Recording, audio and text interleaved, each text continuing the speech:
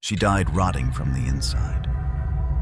Her skin turned gray, her belly split open, and her blood, what was left of it, smelled like rust and mold. This was not how an empress was supposed to die.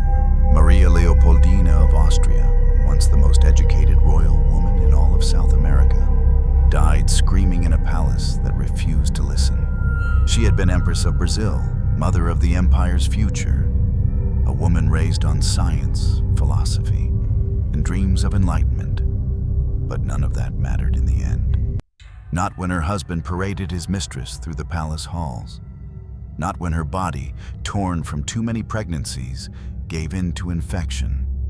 Not when pus replaced breath, and her cries became whispers no one dared to hear. This is not just a story about death. This is about how power can silence, isolate, and consume, until even queens die alone, in the dark. She was born behind locked doors and golden drapes, into a world that worshipped order, silence, and legacy. On January 22, 1797, in the Schönbrunn Palace of Vienna, Maria Leopoldina of Austria let out her first cry, barely a whimper in a house of whispers. She was Habsburg, and Habsburgs were not raised to cry. From the beginning, Maria Leopoldina's life was calculated, like the angles in a cathedral arch. Her father, Emperor Francis II, was the last Holy Roman Emperor, and her mother, Maria Theresa of Naples and Sicily, came from a lineage bred for breeding. In the vast family tapestry of Europe's most powerful dynasty, Leopoldina was a thread stitched in for diplomacy, not for happiness. But even threads have texture. And this girl, small and pale, with thoughtful eyes and an almost constant furrowed brow, carried a different current beneath the surface. She loved plants. While her siblings played with porcelain dolls or sword-shaped sticks, Leopoldina wandered the palace gardens, pressing her fingers into the soil, whispering to moss-covered stones, and studying the curve of fern leaves. Her closest friend wasn't another child. It was a microscope. By the time she was 9, she could identify over 100 species of Central European flora. By 13, she had dissected butterflies and cataloged their wing patterns by hand. She spoke fluent Latin and read scientific treatises in French, German, and Italian. She was, quite literally, one of the most educated girls in Europe. But knowledge could not buy her freedom. It was never meant to.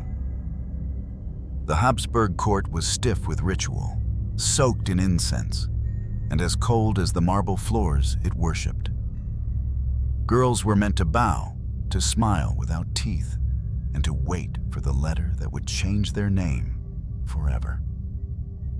The letter announcing their marriage, arranged by men who would never meet their eyes. For Leopoldina, that letter came in 1816. She was 19. The match? Pedro of Braganza, Prince of the United Kingdom of Portugal, Brazil, and the Algarves. A man she had never seen, whose language she did not speak, and whose temperament was whispered to be impulsive, if not cruel. It didn't matter. What mattered was that Austria needed to secure its alliance with the Portuguese monarchy, one that had fled to Brazil during Napoleon's invasion of Iberia. The marriage was a transaction, Habsburg blood, in exchange for political presence in the New World. Leopoldina accepted. She accepted with grace, as expected. But the moment she signed her name to the marriage contract, something in her journal changed. Her handwriting, once soft and curved, grew tighter. Her Latin phrases turned inward. Amor sine libertate est mors lenta. Love without freedom is a slow death. On November 3rd, 1817, Maria Leopoldina boarded the ship Dona Maria Riers, and left Europe behind. She took with her a team of scientists, a private library of over 2,000 volumes, a collection of dried botanical samples, and her hopes, faint, flickering, for a new life in Brazil. But on that journey across the Atlantic, seasick and alone in her cabin, she began to understand. She was not sailing toward freedom. She was sailing into a gilded cage half a world away. Her new land would not speak her language. Her new husband would not know her mind. And her womb, young, untouched, would soon be demanded by the empire. Still, she tried to believe. She wrote in her diary of the birds that followed their ship, of the strange constellations above the southern ocean, of the wind, so warm it feels like a breath from a different god. She did not write about fear, but her handwriting shook more often than before. When the ship landed in Rio de Janeiro, the crowds cheered. Fireworks lit up the harbor.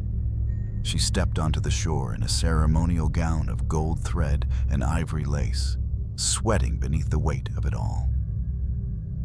But Pedro was not there. He had sent a delegate to welcome her. He had other engagements. It was their wedding day. Leopoldina's smile, recorded in sketches and diplomatic reports, seemed serene. But inside, something had already begun to erode. A hairline fracture, thin, invisible, but spreading. That night, while the court celebrated and musicians played imported waltzes, Maria Leopoldina sat alone in her bridal chamber, waiting for a man who would never come. She placed her crown on the table, removed her shoes, and opened a book on mineral classification. Outside her window, Brazil pulsed, humid, alive, chaotic. Inside, she turned another page, and something silent began to die. The first time Maria Leopoldina saw her husband, he was galloping through the palace gates, shirt half unbuttoned, his face flushed from the sun, or perhaps from whatever pleasures he'd left behind. Pedro of Braganza, Crown Prince of Brazil, descended from his horse and greeted her with a nod. Not a bow, not a kiss on the hand, just a nod, like a general inspecting a new piece of artillery. She was now his wife. He was barely 20, a man of contradictions, fiery, proud, and adored by the military, but impatient, uncultured, and volatile. He hated books. He loved women. He played the flute only to seduce. He sang loudly, laughed violently, and often spat when he talked. She, by contrast, was quiet, precise, thoughtful. She believed in enlightenment. He believed in instinct. Their union was not just arranged. It was chemical warfare. Still, duty was louder than discomfort. The people of Brazil had waited months to see their new empress, the one whose name they could barely pronounce. On December 6, 1817, the wedding ceremony was held again, this time in person. A public spectacle. Gold uniforms, white horses, church bells that cracked the sky. Leopoldina wore a diamond-encrusted crown made by Viennese hands and carried a prayer book bound in ivory. Pedro stood beside her, bored and twitching, eyes flicking to the crowd. During the vows, she glanced at him once. He did not look back. They were crowned before an empire that barely knew what an empire was. Brazil was wild, vast, untamed. Its capital stank of mud and sweat. The people were hungry, enslaved, or angry, or all three. The streets echoed with the cries of children and the snap of whips in the slave markets just blocks from the palace. And yet, inside the royal court, all was silk and protocol, artifice and illusion. Maria Leopoldina had entered a theater of power, where every glance was calculated, every conversation rehearsed. She began learning Portuguese with relentless focus, reading official reports by candlelight, studying the customs of this strange, sun-drenched land. But there were whispers already. Servants spoke of Domitila de Castro, a young noblewoman whose name slid through the palace like oil on marble. Pedro had a mistress, not just a passing affair, but a woman who would follow him through the rest of his life. A woman he called my dove. And still, Leopoldina stayed silent. She wrote letters home to Austria, filled with optimism and careful lies. She described the lush gardens she was trying to build, the strange foods she was learning to eat, the climate that made her skin break into rashes. But the letters never mentioned the bruises on her soul, the loneliness in a palace filled with voices, the fact that her husband had not visited her bed in weeks. And then came her first pregnancy. The court rejoiced. The empire needed an heir, and Leopoldina was delivering, literally. She was exhausted, still adjusting to the language, still navigating an unfamiliar society that distrusted foreign influence, still being watched, judged, and quietly mocked for her European stiffness. But she did not complain. She read treatises on childbirth. She met with midwives. She insisted on preparing herself with scientific precision. The baby was stillborn. It was her first real taste of death. Not the elegant death of saints and martyrs, but the raw, bleeding kind. Her body tore. She ran a fever for 3 days. Her hair fell out in patches. The child, never named, was taken from her arms before she could memorize his face. Pedro did not mourn. Instead, he blamed the weakness of Habsburg women and disappeared into the arms of Domitila. From that moment on, Leopoldina's body was no longer her own. It became a battlefield, a site of conquest demanded by the empire. She was pregnant again the following year. Then again, 6 pregnancies in 9 years. And each time, the strain on her grew sharper. Her spine began to ache constantly. She vomited blood more than once. Doctors warned her that her womb was weakening, that her organs were shifting dangerously. Pedro didn't listen. To the public, they were still the royal couple, smiling from balconies, waving during parades. But behind closed doors, their marriage was a husk.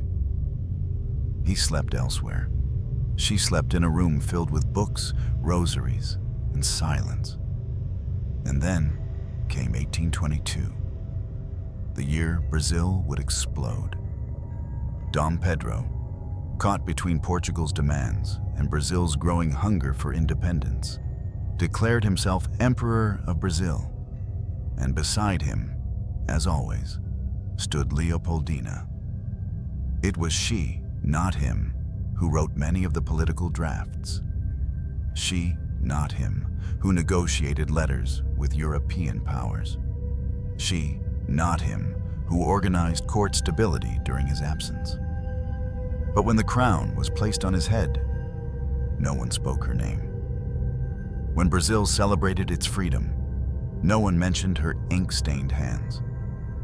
When the empire toasted to victory, no one raised a glass for the Austrian woman who had held it all together. She watched from the shadows, still bleeding from her 5th childbirth, still weak, still recovering. Her husband was now emperor, and she was still waiting. She was an empress.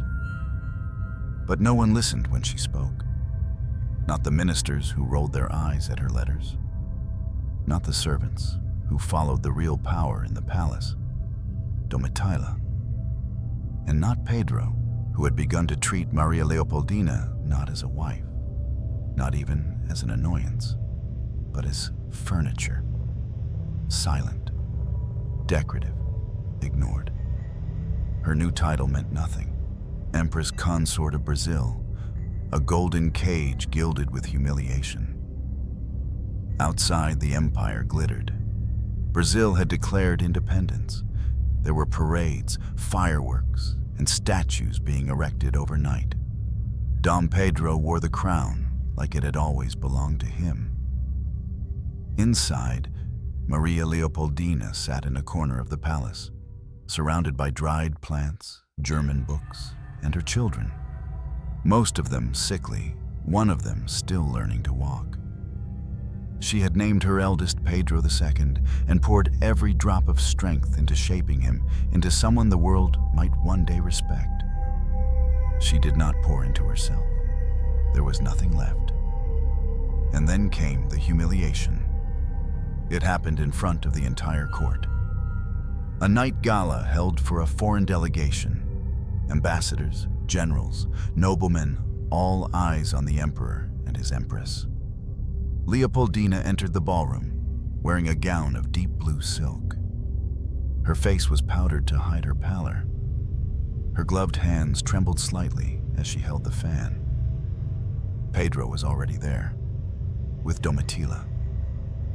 The mistress wore scarlet. Gasps echoed across the room. A few noblewomen turned away.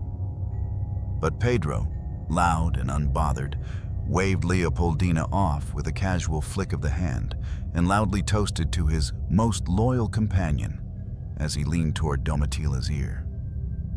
The musicians kept playing, but the waltz turned sour. Leopoldina stood frozen for several minutes. Then she turned around and left. She did not cry. That night, she wrote a letter to her father in Austria. It was the most desperate piece of writing she would ever compose. I am surrounded by enemies. I am humiliated in my own house. My dignity has been taken from me day by day in whispers and in screams. I beg you, not as a daughter of empire, but as your child, take me home. She never received a reply. It is unclear whether the letter was ever delivered. Many suspect Dom Pedro intercepted it. Some say it was burned by palace advisors to avoid a diplomatic embarrassment. But in the end, the silence from Vienna was louder than any letter. Alone, she began to waste. She stopped eating regularly. Her dresses began to hang from her frame. She began wearing black more often, even though there was no official mourning. Only the quiet, private death of a woman still alive. Still, she worked. She tried to help her people.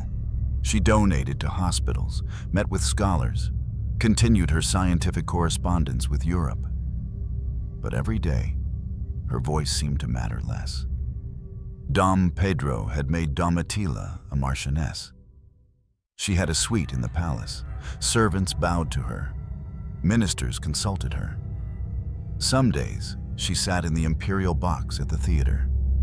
Leopoldina did not attend. There were moments, brief but sharp, when the pain broke through. One morning, a servant found Leopoldina staring at her own reflection for over an hour. She had placed her crown, one she rarely wore, on her head and sat still, as if trying to remember who she used to be. Another time, she fainted in the nursery. When the doctor arrived, she insisted she was just tired.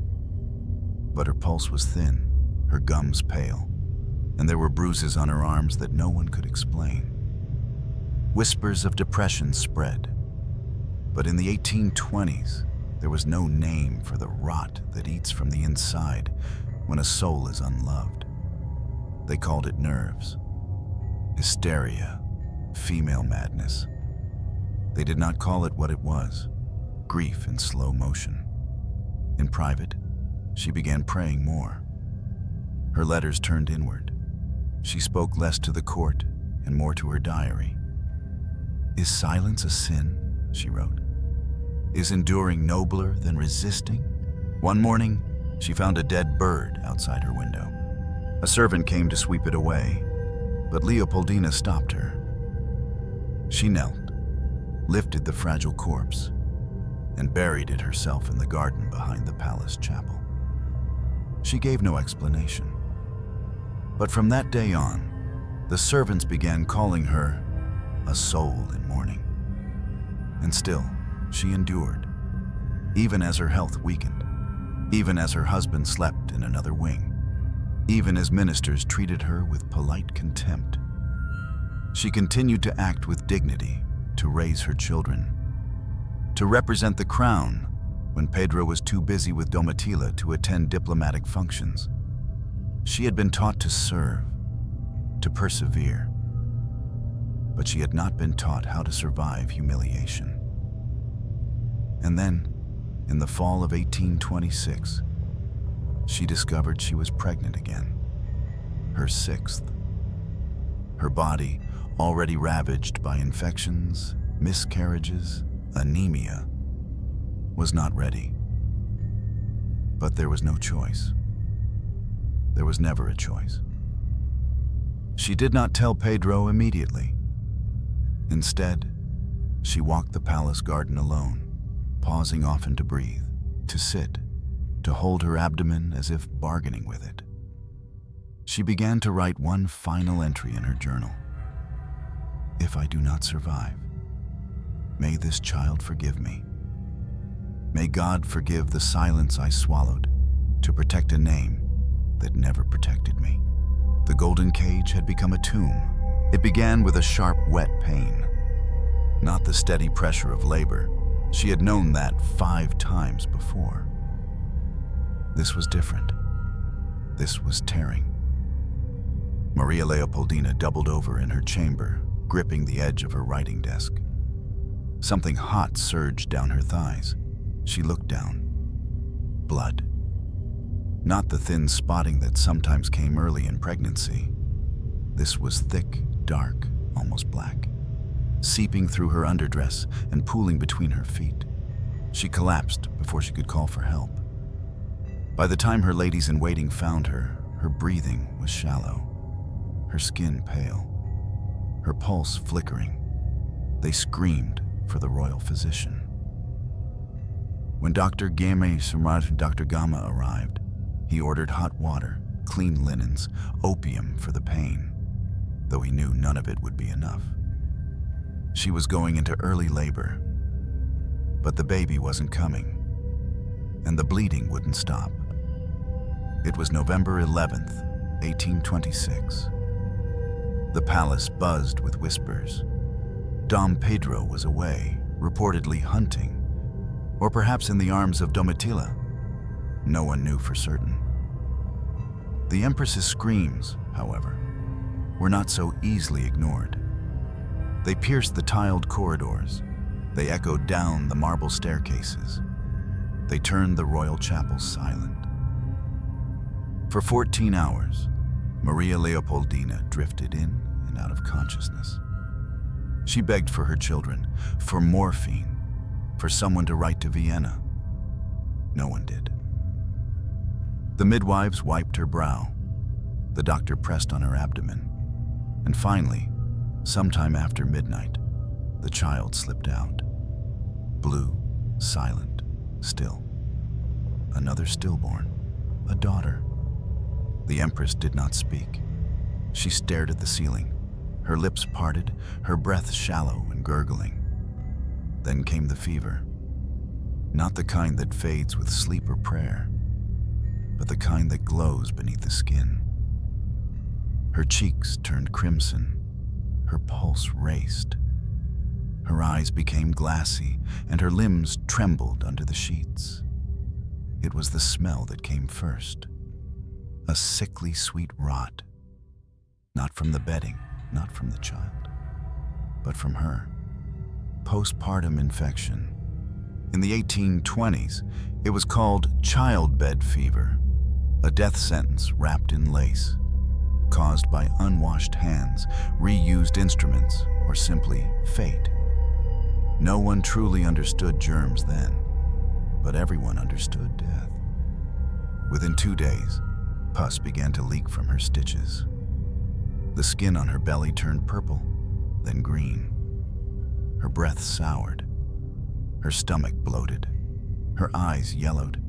And still, no word from Dom Pedro. He had been informed. He had not replied.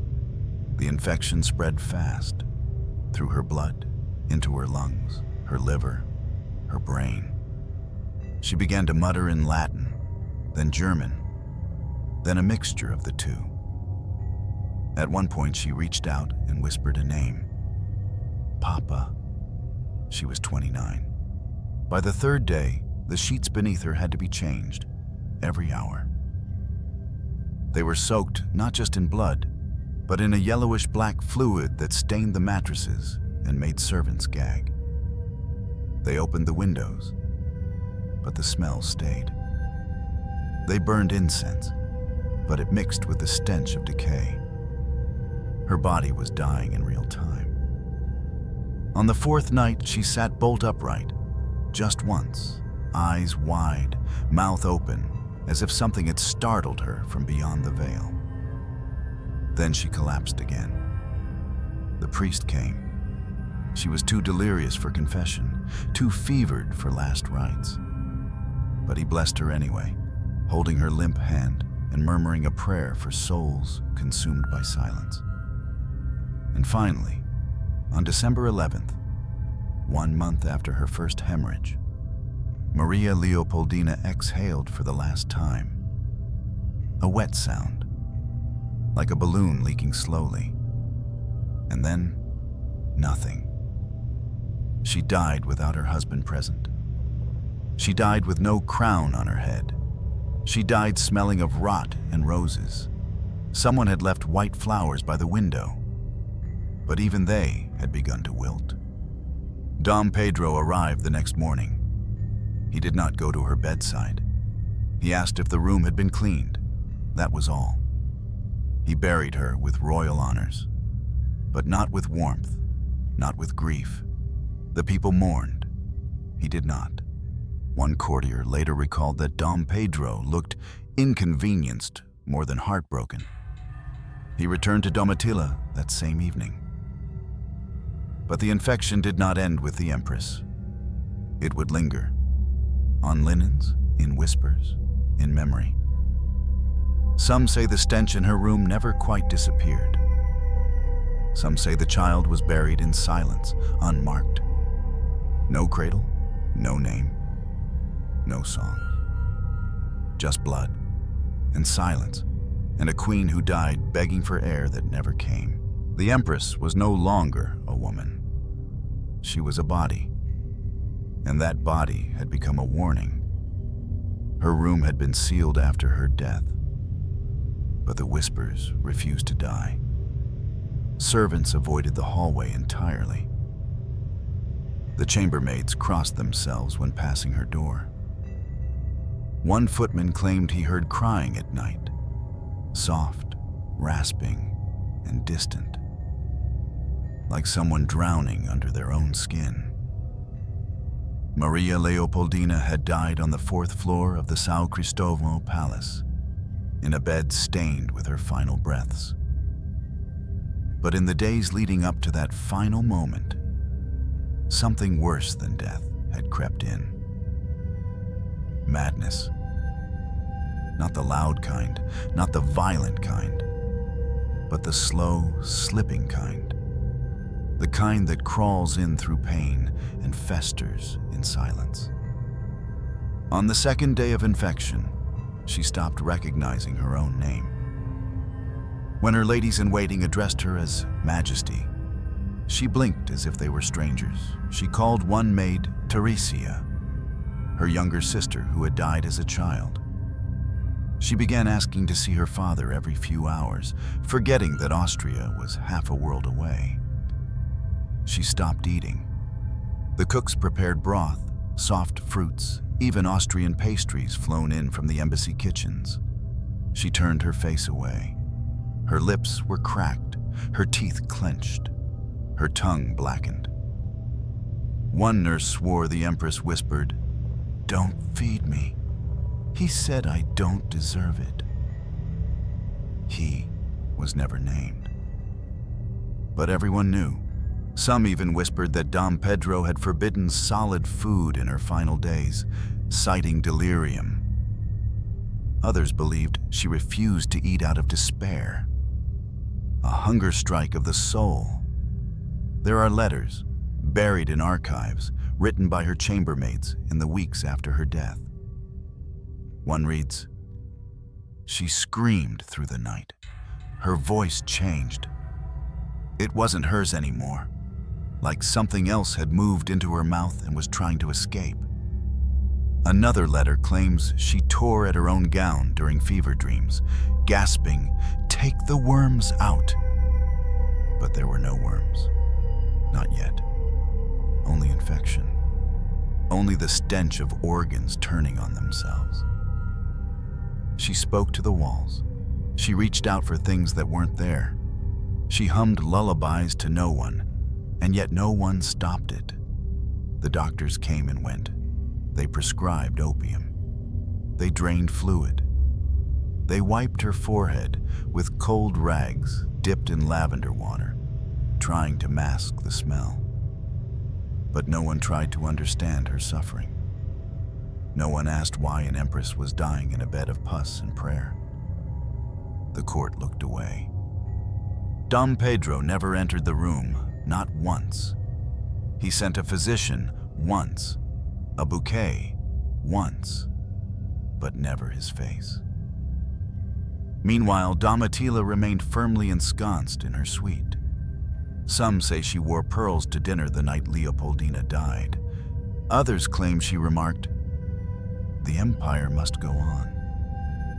True or not, it didn't matter. The wound had already been cut, and it went deeper than Leopoldina's body. It ran through the soul of the empire. The people began to murmur. How could the emperor celebrate while the empress was wasting in agony? How could a nation be born from independence while its queen died without dignity? In Rio's poorer quarters, midwives whispered warnings to pregnant women. Do not birth like the empress. Keep your soul clean.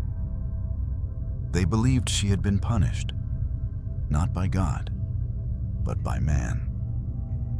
Others spoke of curses, that Leopoldina's rage had seeped into the palace walls, that her final scream, choked by blood, had never truly stopped echoing. A maid who cleaned her chamber after her death reported that the mattress had to be burned. The worms were already inside, she wrote. The smell wouldn't leave. And still, the court held its mask. Official documents stated she died of natural complications. The word infection was only mentioned once, in a side note. The word neglect was never mentioned at all. But the truth lingered in shadows. A bishop visiting weeks after her funeral asked to pray in her chamber. He left after 3 minutes, pale and shaking. He reportedly said, "There is grief here, but also something watching." The emperor commissioned a portrait in her honor. It showed Leopoldina in glowing health, holding a child draped in golden silk. But the artist never met her, and the child was already dead. In life, Maria Leopoldina had been ignored. In death, she was being rewritten, her suffering sanitized, her screams erased. Her mind, fragmented by agony, labeled hysteria, then forgotten. But the servants remembered. They remembered the smell, the prayers, the final words. Don't let them bury me while I'm still breathing. No one knew if she meant it literally or metaphorically. Maybe both. Because in many ways they had buried her long before the coffin arrived. They had buried her voice, her power, her worth. She had screamed, and they had closed the door. By the final week, the woman in the bed was no longer Empress Maria Leopoldina. She was a husk, an echo of flesh, liquefying from the inside out. The fever had scorched her voice down to a whisper. Her skin turned waxy, mottled with shades of yellow and green. Her belly, once soft from childbearing, was now distended, swollen with trapped gas and fluid, a grotesque monument to what childbirth had cost her. Her womb had torn, that was now certain. Though the royal doctors dared not say it aloud, the bleeding had resumed, uncontrollable, foul-smelling, tinged with the unmistakable scent of necrosis. The rupture had likely happened days earlier, during the violent delivery, but now it was beyond repair. Each breath she took gurgled, not from the lungs, from deeper, from something inside her body unraveling. Pus began leaking from her navel. The nurses couldn't hide it anymore. They tried packing the area with cloth soaked in vinegar and myrrh. Nothing worked. The sheets were changed twice an hour. They never stayed clean. One maid reportedly vomited upon lifting a dressing. Beneath it, the flesh had turned black, soft, and partially detached. The smell made the entire corridor reek of rot. A smell no perfume could mask. A smell that made even the hardened physicians step back. Dom Pedro did not come. Instead, he issued an order. Limit access, no spectacle. She was dying. But she was dying inconveniently. The infection had spread to her bloodstream. Sepsis. Her organs were shutting down. Her lips cracked and peeled. Her eyes were dry but stared at the ceiling without blinking, as if searching for stars in plaster. And then came the trembling. Around the 8th day, her muscles began to contract involuntarily. Her hands curled like claws, her jaw locked. Her spine arched off the mattress in silent spasms. Her screams were no longer loud. They were ragged gasps, thin and gurgling, as though she were drowning inside herself. The doctors said the infection had reached her brain. They called it puerperal delirium. But what they meant was, she was already gone. The mind was dead. Only the body remained, twitching, decaying, resisting. She bit through her own tongue during one of the seizures. Blood ran down her chin and mixed with the sweat on her pillow. She was soaked in her own fluids, urine, pus, blood, bile. There was no part of her left untouched by agony. The priest was summoned again. He brought a crucifix, pressed it to her chest. She recoiled, not from the symbol, but from the cold metal. Her body had become hypersensitive. Even light stung. Even water burned. She muttered in broken Portuguese, "Let me go." And yet, she lingered. Some say it was maternal instinct, that her body was fighting to stay alive for the sake of her surviving children. Others believed it was unfinished pain, tethering her to a world that had never once loved her loudly. But the body cannot endure beyond a certain point. On the 10th night, her breathing became arrhythmic, gaps of 30 seconds, then a shallow gasp, then nothing, then again. The doctors stood in silence. They knew the end was minutes away, but they could not predict whether it would be sudden or dragged out. And then, the bleeding began again. From her mouth, from her ears, from between her legs, a final flood. Thin, black, reeking of infection. It soaked the sheets, it soaked the floor, it soaked the memory of every witness. She exhaled once, and then again. And then, stillness. Her eyes remained open. The maid closest to her screamed. Another fainted. A nurse dropped a silver tray of instruments. The clang echoed through the palace hallway like a bell rung at the gates of death. She was 29 years old, a wife ignored, a mother broken, an empress unmourned. The room was cleared immediately. Physicians moved quickly to clean the body. Not to preserve dignity, there was little left to preserve. It was to prevent scandal. Decay was fast in Brazil's heat. They washed her with rose water and lye. They bound her limbs. They forced her mouth shut with a silk ribbon. They stuffed her nostrils with cloth. They redressed her in state robes. Blue velvet, a gown she hadn't worn since her wedding, and placed a rosary in her hands. They applied powder to her face, but it couldn't hide the bruises on her neck, or the torn skin beneath her fingernails, or the dark stain still spreading across her abdomen. Outside, the court prepared for a public statement. She passed peacefully in her sleep, it would say. A noble end for a noble heart. But those who had been there knew better. There had been no peace, only decay, only silence, only screams swallowed by marble walls. They sealed the room for cleaning. They burned the mattress. The maid assigned to wash the linens quit the next day and never returned. She later confessed to a priest that she dreamed of the empress every night. She cries, but her tears are black. The announcement came at dawn. A single line posted at cathedral doors and government buildings. Her Imperial Majesty, Empress Maria Leopoldina of Brazil, passed peacefully on the 11th of December, 1826. But Brazil did not believe it was peaceful.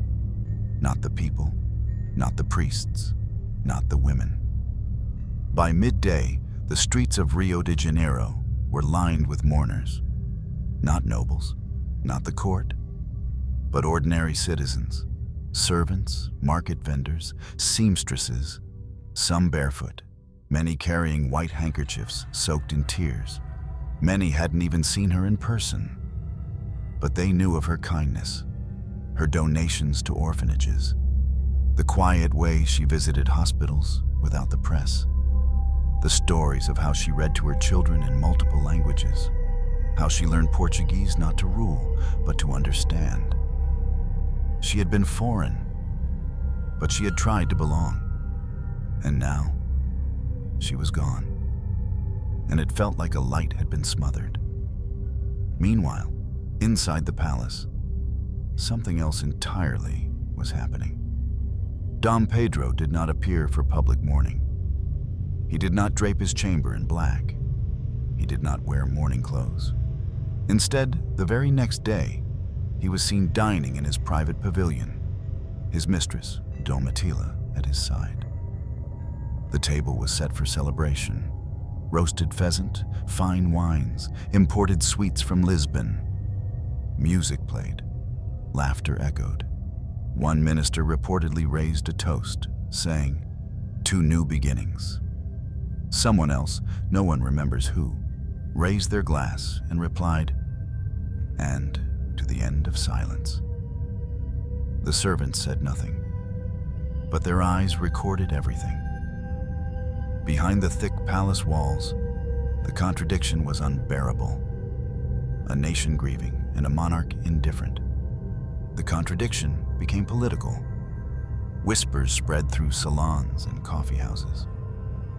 The word murder began to surface, not in the literal sense, but in the moral. Had the emperor killed her through neglect? Through humiliation? Through 1,000 small cuts no physician could mend? The press began to stir. Carefully at first. Brazil's newspapers were still censored. But foreign correspondents from Austria and France began reporting rumors. A death born of sorrow. A queen exiled in her own home. The Austrian ambassadors submitted a formal request for an autopsy. Dom Pedro refused. "She died of a common fever," the palace declared. "Let the matter rest." But Brazil wouldn't rest, especially not the women. In Sao Paulo, church services for the Empress overflowed. Women carried flowers and wore black veils, some holding their newborns as symbols of solidarity. In Rio, candles burned for days in front of the imperial chapel. Midwives gathered in prayer circles, whispering Leopoldina's name like a martyr. And in Bahia, an anonymous letter was nailed to a government office door. "She died alone so that we might live in truth. May no wife suffer unseen again." Meanwhile, Dom Pedro's image began to crack. He had once been the hero of independence, the man who broke Brazil from Portuguese chains, the soldier king. But now, he was something else. A man who laughed while his empress bled, a man who chose pleasure over dignity. His enemies in court saw opportunity. Factions began forming, whispering in marble corridors and private estates. Some wanted him to abdicate. Others wanted his son, Pedro II, to be raised by ministers away from his father's influence. The imperial family in Austria was furious. They had not only lost a daughter, they had lost face. A Habsburg empress buried without full honors, without a European ceremony, with no clear record of medical care? It was an insult, one they would not forget. Back in Brazil, Dom Pedro tried to contain the damage. He commissioned painters to depict Leopoldina in soft pastels, smiling, serene, surrounded by children. The portraits were distributed throughout the empire. He ordered masses in her name. He declared 3 days of mourning after the feasts were over. But it was too late. Her memory had escaped him. Maria Leopoldina became something larger in death than she had ever been allowed to be in life. She became a symbol of silent suffering, of sacrifice, of the rot beneath golden crowns. Women who had once envied the palace now pitied it. And men who had once supported Dom Pedro began questioning his judgment. How could a man rule an empire when he could not honor a woman who gave him one?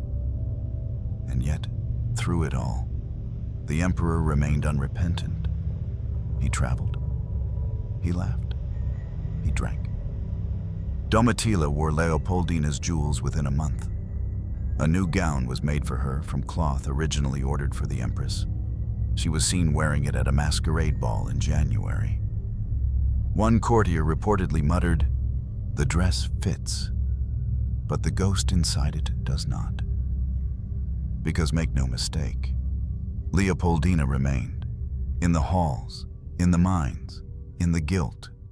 She was in the spaces where laughter rang too loud, in the silence where no one mentioned her name. In the eyes of a child, Pedro II, who would grow up motherless, never fully understanding the woman who had died to give him a throne. History never speaks with one voice. It murmurs, contradicts, revises. And when it came to Empress Maria Leopoldina, history could not agree on who she truly was. To some, she was a saint. To others, a silent failure. To the empire she left behind, a ghost too inconvenient to confront. The battle over her memory began almost immediately after her burial. In Rio, the poor called her Nossa Santa Leopoldina, our Saint Leopoldina. They told stories of her kindness, how she had visited hospitals in disguise, how she had donated money secretly to widows, how she had refused to punish a servant who dropped a royal vase, whispering, "It is only porcelain. You are flesh." Women whispered prayers to her, Mothers in labor clutched medallions with her face. In Bahia, a midwife claimed her stillborn child came back to life after she prayed to Leopoldina. The stories spread. Miracles were reported. Churches lit candles. The Vatican took note. Yes, the Vatican. In 1830, 4 years after her death, a small group of Brazilian bishops submitted a formal request to Rome: initiate the process of canonization. They called her a martyr of virtue, a woman who had suffered neglect and physical ruin while upholding Christian duty, royal obedience, and maternal sacrifice. Initial whispers in Rome were favorable. A Habsburg empress, a mother of an empire, a possible saint. It had political appeal, but the case never moved forward. Why? Because holiness was not enough. Power had to approve, and Dom Pedro did not. By then, he had married Domitila, a formal public union, and he had no interest in elevating the woman he had buried in silence. He feared a canonized ex-wife might cast too large a shadow. The request died in bureaucracy. Leopoldina remained in limbo, not saint, not sinner, not entirely remembered. But outside official channels, the debate raged on. In the 19th century, feminist writers in Brazil began reclaiming her image, not as a submissive queen, but as an intellectual force. They unearthed her letters, her scientific journals, her political interventions. They painted her as the brain behind Brazil's independence, the real strategist behind Dom Pedro's charisma, the mind that had shaped an empire and then been discarded by it. Leopoldina was not weak, one essay argued in 1879. She was made weak by the weight of a crown that silenced her voice. But then came the counter voices. Royalists and Pedro loyalists published rebuttals. They claimed she had always been emotionally fragile, ill-suited for court life. They accused her of hysteria, oversensitivity, even manipulation. One biography, published in 1883, went so far as to say, "She brought sickness into her own soul and spread it like a fog through the palace." A grotesque turn. The woman whose body had rotted from infection was now being blamed for the emotional disease of the court. Even 50 years after her death, she was still being punished for being inconvenient. Meanwhile, in Austria, she had become almost mythic. Her surviving siblings rarely spoke of her in public, but in private correspondence, they mourned her deeply. Her father, Emperor Francis I, reportedly kept a miniature of her on his desk until his death. In Vienna's botanical archives, some of her pressed plant samples still survive. Tiny leaves catalogued in Latin, brittle and beautiful. Quiet proof of a mind once sharp, once curious, once allowed to bloom. In Brazil, her image began appearing in children's textbooks. But not as a queen, as a mother, as a supporting figure to Dom Pedro, a woman whose main virtue was childbirth. The rot of history set in again. It reduced her to a womb, a smile, a body that died doing what women were told to do. Bear heirs, be silent, stay graceful. But scholars didn't let her go. In the late 20th century, historians, mostly women, returned to her story. They studied her letters. They analyzed her policies. They placed her within the Enlightenment tradition, noting her admiration for Rousseau, her belief in science, her early writings on natural rights. They called her the ghost mother of Brazil's modernity. A woman exiled in life, then rediscovered in archives. Still, the divisions remained. In popular culture, she was both a tragic heroine and a forgotten casualty. One Brazilian TV miniseries portrayed her as a naive European lost in the heat of Rio, while a novel published in 2005 cast her as a brilliant mind destroyed by misogyny. And so, we return to the question: was Maria Leopoldina a saint, a victim, a strategist, a ghost? The truth is, she was all of them. She was not just the woman who died bleeding in a palace bed. She was also the woman who wrote manifestos, who translated scientific works, who tried to guide a continent through letters her husband never read.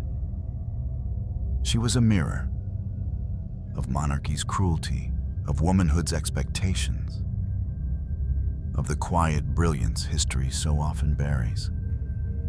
She died in infection, but she lived in thought. And her legacy? Still undecided, still argued, still bleeding through the pages of history like the wound that never closed. She was buried in marble, clean, cold, white marble. A tomb built for memory, but carved in forgetfulness. The official funeral took place a week after her death.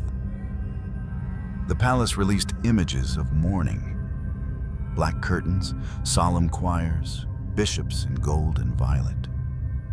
The coffin, sealed in Austrian oak, was carried through the chapel with military precision. But the air smelled faintly of vinegar and lye. No one spoke of the stench beneath the velvet lining. No one mentioned that the body had already begun to leak, that the embalmers struggled to stop the rot. She was entombed beneath the Church of Our Lady of Glory, a modest sight compared to the cathedrals of Europe, but still grand by colonial standards. A place meant to honor her quietly, respectfully, with no scandal. But the rumors had already begun. Whispers said her body had been too far gone to preserve, that parts of her skin had sloughed off when touched, that her stomach had ruptured during embalming, that her womb had been surgically removed before burial to study how it tore. None of it was confirmed. None of it was denied. And so the tomb became a question mark, sealed tight, watched by no one, holding a story too grotesque to open. For decades, she remained untouched. But death has a way of resurfacing. In 1954, over a century after her death, Brazilian historians began pushing to consolidate the remains of the royal family into a national mausoleum. They argued it was time to elevate the memory of Brazil's first imperial dynasty, to give them a resting place worthy of their legacy. The tomb of Maria Leopoldina was opened for the first time since 1826. What they found remains contested. Official reports say her skeletal remains were intact, but unofficial accounts, whispers from attendants and archivists, say otherwise. Her bones were stained dark, discolored beyond normal decomposition. The pelvic region showed signs of trauma, perhaps from childbirth, or the tearing described in 19th century notes. Her skull was still crowned with a few strands of reddish gold hair, fused to the bone with remnants of blood. Most disturbingly, the inner surfaces of her ribs showed calcification, possible signs of advanced puerperal sepsis, as modern doctors later speculated. It was as if the infection had not just killed her, it had fossilized her pain. No jewelry was found, no crown, only a rosary, cracked and tangled in bone. The documents were sanitized. Her bones were moved. She was interred at the monument to the independence of Brazil, alongside Dom Pedro I and their son Pedro II. 3 bodies, 3 fates, 3 narratives. But her tomb remained different. Dom Pedro's coffin was gilded, polished, engraved with royal insignia. Leopoldina's was plainer, heavier, sealed tighter. Some say they did it out of respect. Others say it was to keep the smell from returning. In 1980, the site was visited by Pope John Paul II. During his silent prayer at the mausoleum, he reportedly paused longest in front of Leopoldina's plaque. He did not speak, but later that day, he told the press, "The memory of sacrifice often sleeps beneath the feet of the powerful." Today, her grave is visited daily. Schoolchildren pass by, barely glancing. Tourists take photos. A few leave white flowers, always white. But still, questions linger. What does it mean to be buried next to the man who let you die? What does it mean to lie beside your silence? In some years, her plaque is polished. In others, it dulls. Like her legacy, sometimes luminous, sometimes hidden beneath the dust of newer history, there were later attempts to reconstruct her face. For museum displays, for educational videos, they used software and skull scans, trying to imagine what she looked like in her final hours. But none of the images matched. Some were too soft, too dignified, too clean. Because the real face of her death was not symmetrical. It was swollen, discolored, covered in cloth to keep the eyes shut. And the real face of her legacy? That too depends on who you ask. To Brazil's monarchy enthusiasts, she is a foundational figure, the mother of the empire. To feminists, she is a martyr of silence. To doctors, a case study in historical neglect. To historians, a puzzle with pieces deliberately removed. But to the marble, she is still. She is bone, pressure, silence. And if you listen closely, standing before her tomb, you will hear nothing. Not because she has nothing left to say, but because no one ever truly listened when she was alive. History likes its queens two ways: radiant or ruined. If she shines too bright, she becomes a legend. If she dies too quiet, she becomes a footnote. Maria Leopoldina of Austria was neither. She was something harder to name. Too intelligent to be erased completely, too obedient to be feared, too inconvenient to be remembered the way she deserved. She lived in a world that crowned her with gold and then buried her in pus. She signed documents for Brazil's independence and was excluded from the celebration. She gave her body to the empire, and the empire responded with silence. She died rotting in her own bed as her husband toasted another woman. And through it all, she said nothing. Or maybe she did speak. Maybe her letters were screams disguised as ink. Maybe her silence wasn't weakness. It was a form of resistance. A refusal to perform the grief others demanded. A refusal to become the tragic caricature they could easily pity and dismiss. We often think of power as something loud, but in her case, power was quiet. It was the act of enduring in a house that wished her gone. It was loving children who were born into a world that didn't love her back. It was continuing to write, to think, to study, even as her husband paraded his mistress through the halls. That's what lingers with me most. Not the infection, not the fever, not even the grotesque physical collapse of her body in that final week.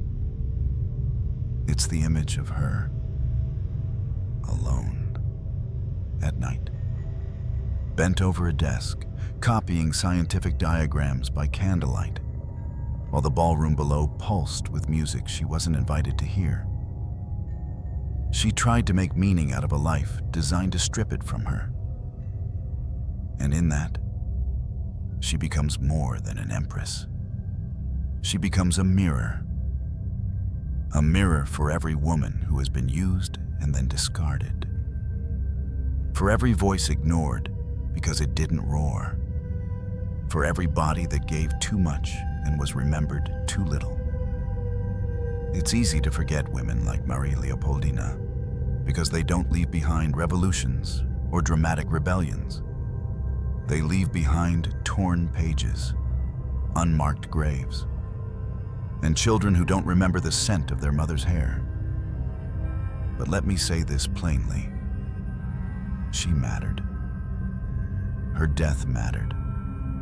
Not just because of the suffering, but because of what it reveals. It reveals how power poisons compassion, how monarchy feeds on flesh as quietly as any infection, how a crown can press so tightly against a woman's head that it splits her open, not just in childbirth, but in being. The historians will debate her legacy forever. The politicians will use her image when it suits them. The marble will forget. But maybe we won't. Maybe we'll remember the way she looked at the stars above Rio. Maybe we'll remember that her fingers once brushed through ferns with reverence. Maybe we'll remember the science she loved, the letters she wrote, the silence she bore like a crown of thorns. Because sometimes the most terrifying thing about history is how many women had to die quietly just so others could live loudly. Maria Leopoldina died in 1826. But in many ways, she's still dying. In every forgotten hospital bed, in every political alliance that uses a woman's body as leverage. In every moment a voice is swallowed for the sake of decorum. And so if I must end this story, let it be with this. She was more than her infection. She was more than her husband's neglect. She was more than the marble above her bones. She was a mind, a heart, a mother, and a silence that speaks louder now than ever before. She died from infection, but what really killed her was indifference.